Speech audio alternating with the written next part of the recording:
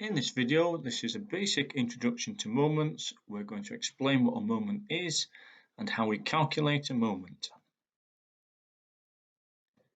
The definition of a moment is its turning effect of a force about a point. In this little example here, it's easier to close the door if you push the door at point A than it is at point B. And that's because A is further away from the hinges, and the hinges are the points of turning. It's easier to undo a nut using a longer handled spanner, and that's because the force being applied is further away from the nut, which would be the point of turning.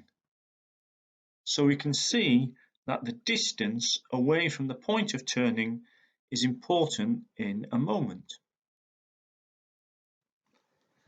So to calculate a moment, the moment of a force is the size of the force multiplied by the perpendicular distance from the line of action of the force to the point of turning. And we'll explain with examples a little bit more what we mean by this phrase, perpendicular distance from the line of action of the force to the point of turning. The unit of measurement is the Newton meter, Newton the standard measurement of force, and meter the standard measurement of distance. So it's a Newton meter.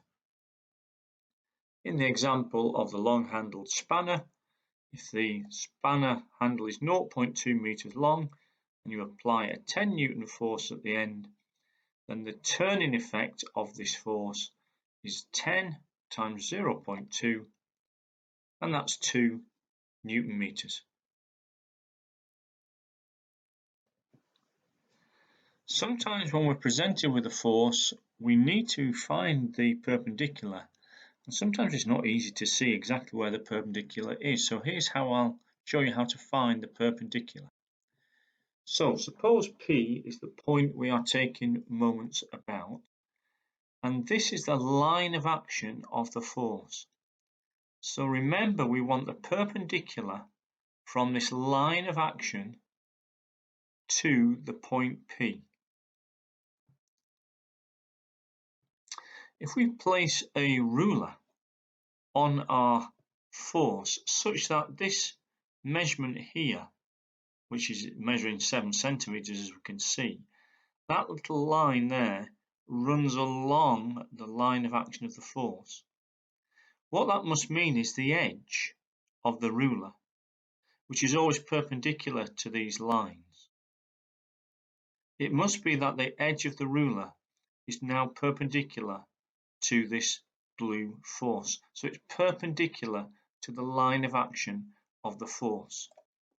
So now what we want to do is to slide our ruler up the force until the edge of the ruler passes through point P, like this.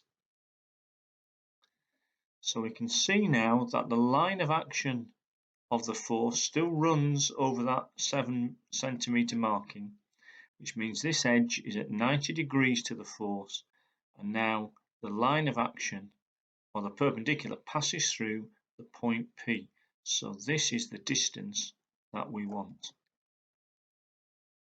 We mark that distance in, and then using SOHCAHTOA, we find that that red broken line is 5 sine 60, and so the turning effect of the 6 Newton force is the 6 newtons, which is the size of the force, times by the perpendicular distance, which is 5 sine 60, and that works out as 15 root 3, and the units are Newton meters.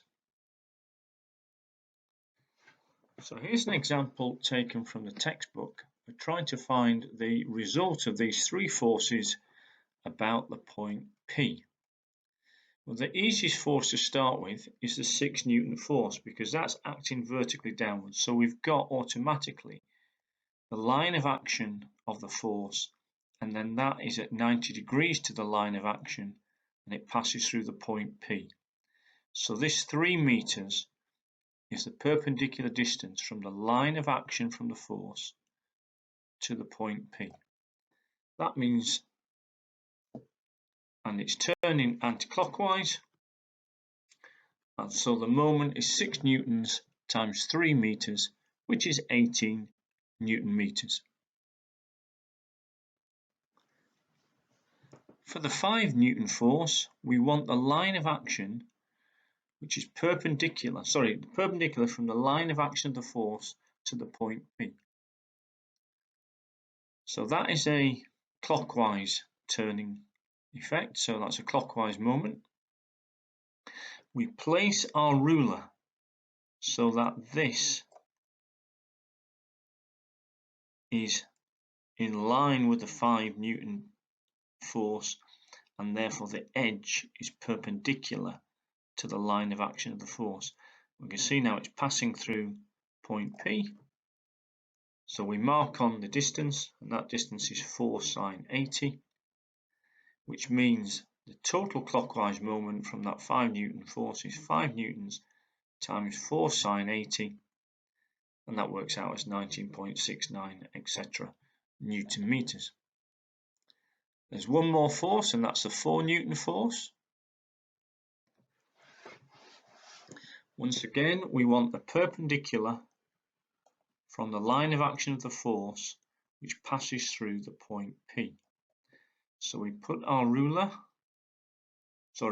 it's a anti-clockwise moment. We put our ruler such that this line here is in line with the force, which means the edge of the ruler is at 90 degrees to the line of action of the force, and so we slide our ruler until it passes through point P. Okay, note this marking on the ruler is still along the line of action of the force, that's key. Therefore the edge is at 90 degrees to the line of action of the force, and it's passing through point P. So now we can mark on the distance, and using SOHCAHTOA, that's 3 sine 40, which means the turning effect of the 4 newton force is 4 newtons times 3 sine 40, 7.71. So now when we put all the 3 forces together, the anti-clockwise moments were 18 from the 6 newton force plus the 7.71. The clockwise moment is 19.69. So overall, the anti-clockwise moment is bigger than the clockwise moment. So the resultant turning effect is equal to 6.02 newton meters anti-clockwise. In example 5, let's separate out the 2 forces to find the resultant turning effect of these 2 forces. So the 7 newton force, we want the line of action, which is of the force, the perpendicular to that line of action to point P. So first of all, it's a clockwise moment, and the line of action, there it is. Let's mark it on, and we find that broken red line is 8 sine 25. So the turning effect is 7 newtons times 8 sine 25, 23.666 etc. newton meters. For the 4 newton force, as you can see, that's turning anti-clockwise, so that's an anti-clockwise moment. The line of action of the force for the 4 newtons, we want the perpendicular to that line of action which passes through the point P. You mark it in, and that's 8 sine 35. So the turning effect, or the moment of the 4 newton force, is 4 times 8 sine 35, and that's 18.35 newton meters. So overall, 2 forces, we have 18.35 anti-clockwise, 23.66 clockwise, so the resultant is 5.31 newton meters clockwise.